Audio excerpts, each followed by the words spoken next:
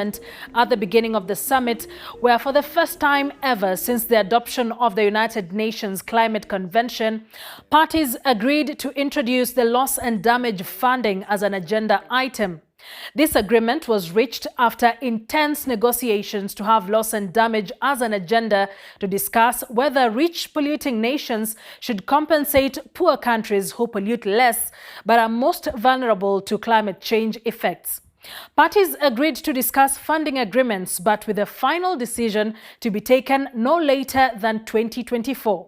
Now, the summit aims at ensuring full implementation of the Paris Agreement that seeks to limit global warming.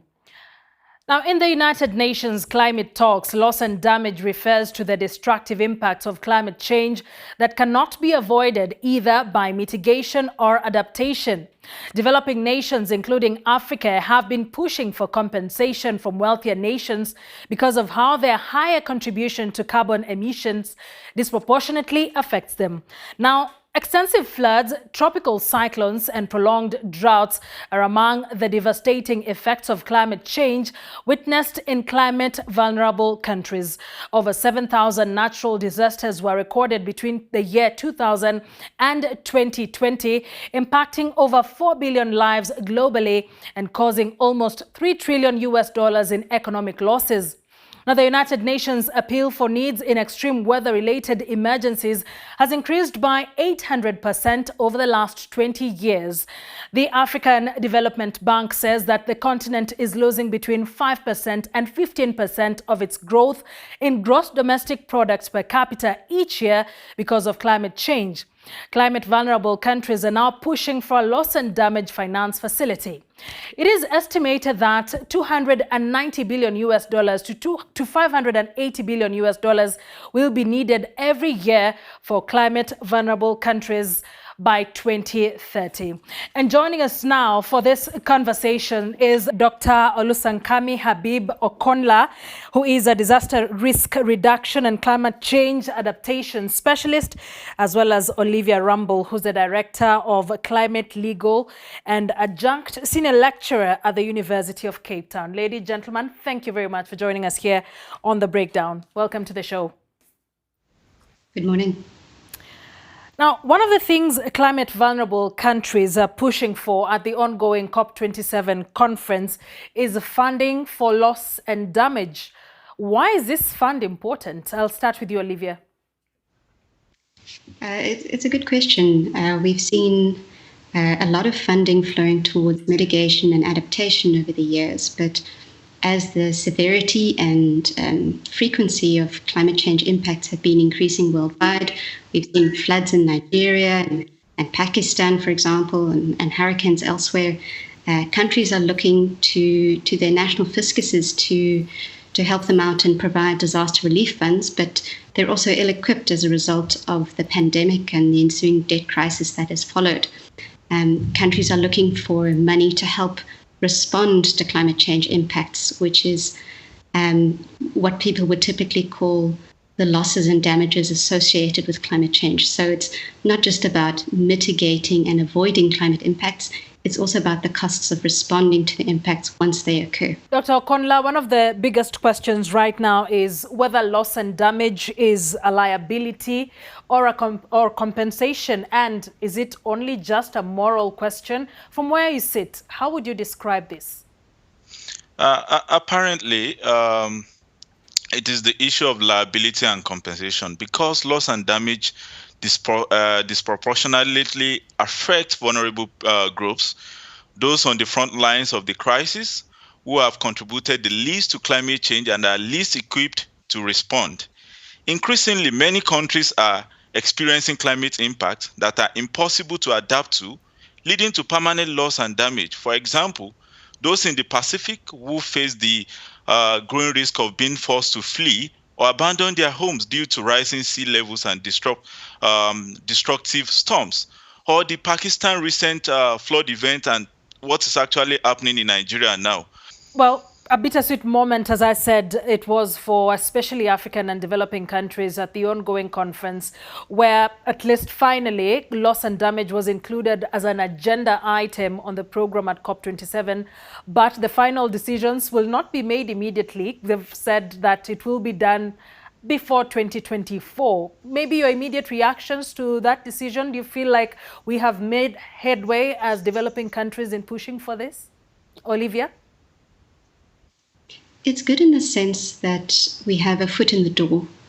So now it's formally on the agenda, which is better than has previously been the case. But the point of loss and damage finances has been a discussion point since the 90s, when the Alliance of Small Island States brought it forward as a request. And we haven't really seen much progress on it. The Glasgow Dialogue on loss and damage, which was a 2-year dialogue due to end in 2024 anyway. So the fact that countries are talking about 2024 has been something that we've had on the negotiation agenda since last year. So it's not a really major development in that sense. But for sure, symbolically, it's very important to have on the agenda.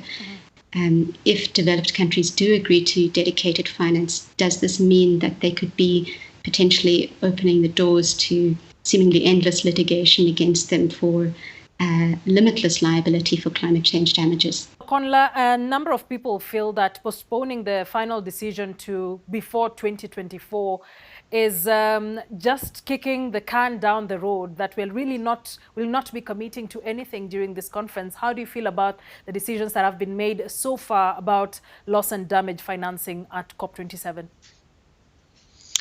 Given that COP27 is being held in Africa, so it is expected that the role of climate finance adaptation, ambition and implementation will be central to discussions, along with tackling what negotiators call loss and damage.